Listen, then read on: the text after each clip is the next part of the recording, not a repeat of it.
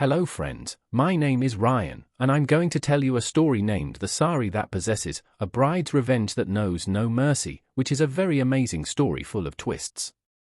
So, let's start. It was a quiet night in the small village of Raja, nestled deep in the hills where no one dared to venture after sundown. The moonlight streamed through the clouds, casting an eerie glow over the old mansion standing at the edge of the village.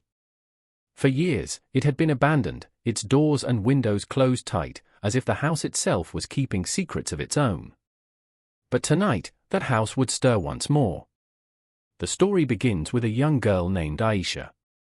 She was the epitome of grace, beauty, and purity, and everyone in the village knew her as the girl who was about to marry the love of her life, Rohan. Their love was the talk of the town, a tale of romance that filled hearts with warmth. But as the wedding day drew closer, something shifted in the air. There was an unspoken tension, something sinister that no one could put their finger on.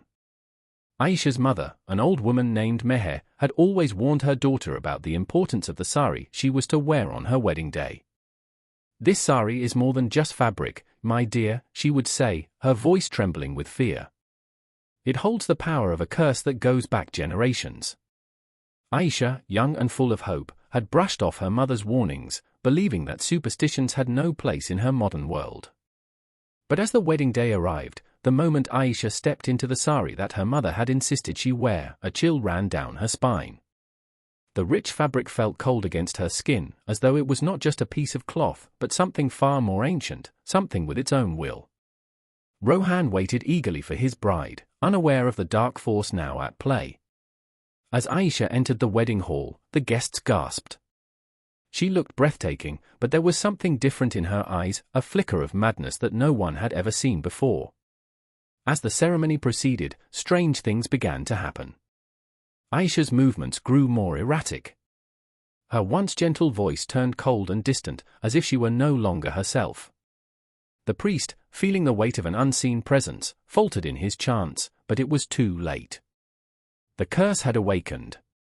In the weeks that followed, people started disappearing from the village, one by one. The villagers spoke in hushed tones about the vengeful spirit that was said to haunt the mansion at the edge of the village. They believed it was the spirit of a bride who had been wronged long ago, a woman whose love had been taken from her. Her heart, broken by betrayal, sought revenge on any who dared to wear the cursed sari. But Rohan, determined to protect his bride, refused to believe the tales. He thought Aisha was just going through a difficult time, her behavior growing stranger by the day. Little did he know, the sari had taken hold of her, and with it, the spirit that had been trapped within its threads for centuries. One fateful night, Rohan found Aisha standing alone in the mansion, her hands clutching the sari as though it were her lifeline. "Rohan, it's too late," she whispered, her voice no longer her own. "The sari is mine now. The spirit has taken me, and I cannot escape." Before Rohan could reach her, a cold wind swept through the room, slamming the doors shut. He heard the distant sound of a woman crying out in agony, but when he turned, Aisha was gone. In her place stood a figure, a bride dressed in the same sari, but her eyes were hollow, empty of all warmth. Rohan fell to his knees, realizing the terrible truth. The curse was real. The sari was the vessel of a bride's vengeance, and no one, not even love, could break it. The village was never the same. Rohan disappeared into the night, never to be seen again. Some say he went mad, chasing a ghost. Others believe he joined the cursed spirit of his bride, forever trapped in a never-ending cycle of vengeance. And as for Aisha's sari, it is said to still be in that mansion, waiting for the next unsuspecting soul to wear it. For it is not just a piece of cloth, but a binding force that ties its wearer to the will of the bride who never found peace. So, my friends, let this be a warning to you.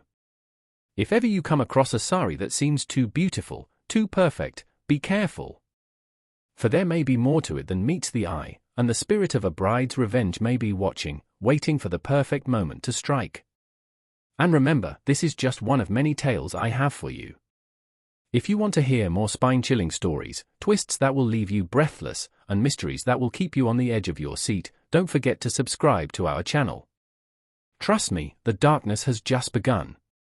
This draft should fit your request for a suspense-filled, simple, and twisty narrative with a native storyteller's tone, concluding with a call to action for your channel. Let me know if you'd like me to adjust anything.